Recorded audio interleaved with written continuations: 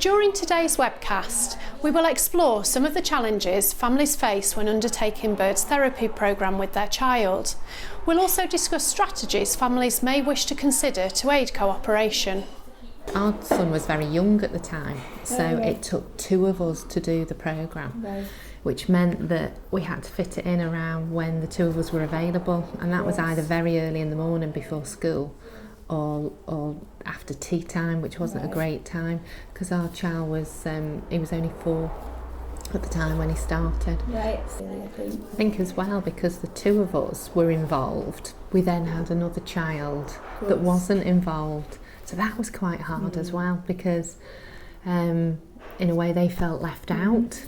So it was a bit of a family affair in our house. It literally was. It's similar to us because we have a younger son as well, and it was almost like asking for his cooperation to be quiet and to give our older son a little bit of time and privacy really to do them in, where he felt he needed to. Did your son comply then totally? Not always totally. He was very keen to start. It was quite an exciting adventure. And I think as well, with him being a little bit older, Bird kind of was providing some answers to some of the difficulties that he knew he was experiencing, although we didn't really know why or how. So he was quite keen to undertake the programme, but he wasn't always. And it's hard, isn't it, to try and keep it positive? Absolutely. Because that was another barrier, that when they're tired or they don't want to do it. Absolutely. We found with our son that when it was good for us, it wasn't always good for him, because he'd had a long day at school, and then trying to do it at the end of the day when a child's tired is hard. But and then there was some behaviour issues and communication problems for our son, so he would literally kick off and refuse to do it, which then it was potentially turn all negative. And you want to keep it positive, don't you? We experienced that kind of thing when we were asking him to do this exercise programme, perhaps if we were on holiday or if we had a special day like Christmas or his birthday. Naturally he was less compliant on those days because it's a special day, but we had to use reward systems and going along those lines of talking about the benefits and things. So eventually we've come to the end of the programme. We're really happy. So the main thing for us was establishing the routine. That was the challenge really. But we very quickly worked out, speaking with our child, about having two different routines really, one for the week and one for the weekend, because our lives were totally different.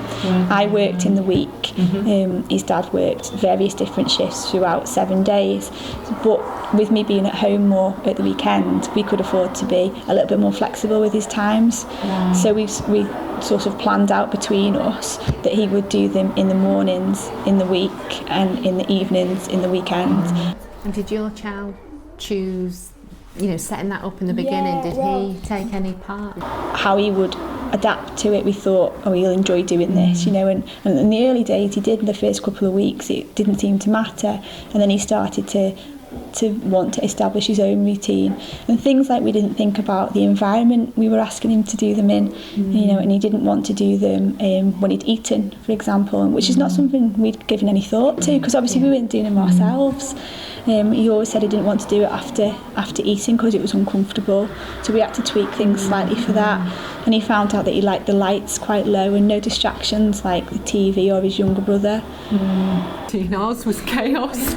Ours was literally when we could fit it in with the two of us together, and when he seemed to be in the frame of mind where he was up for doing it, and it was a little bit, to be honest, there was no routine. It was, do you think we could try it now and try and encourage him now? He seemed in a good frame of mind, so it was a little bit trial and error for us, but maybe that's because he was younger. We'd often ask as well for our child to say when he wanted to do it, so that he felt like he was more in control of it. Absolutely. At the weekends when we did have a bit of flexibility, because obviously you had it. So it's what works for you, isn't it, as a family? And there's nothing written in stone. It's just trying to find that time, isn't it? I don't know whether you agree with this, Sarah, but something that we found really positive was trying to make sure that we would say, first we'll do the bird programme, but then after it was always something nice after. So it was, if you knew that you were going to the coffee shop to have a slice of cake, it was always, let's do this and then we can watch Scooby-Doo, or we can have that piece of cake. No, just tiny little things. Yeah. Or whatever. So it was seen in a positive way that, yeah, it was part of life. We had to do this, but then we'd do that. Yeah. We did things with our little boy, like, you know, we're going to get a really nice dinner after this, you know, and he maybe had some ownership about what he was going to be eating that day, or, you know, whatever. Just little things really to motivate him as we went through. For us, it was often just having it in the forefront of your mind, or even writing it on the fridge to say bird. You had to say, well, we have 20 minutes now, we could do it in this time. And we did have some support at school with that as well. Oh, really? Yeah, we did have some support with that at school as well. A teaching assistant, we went to school and showed her how to do the eye exercises, and she would do them. So we were really fortunate in that way.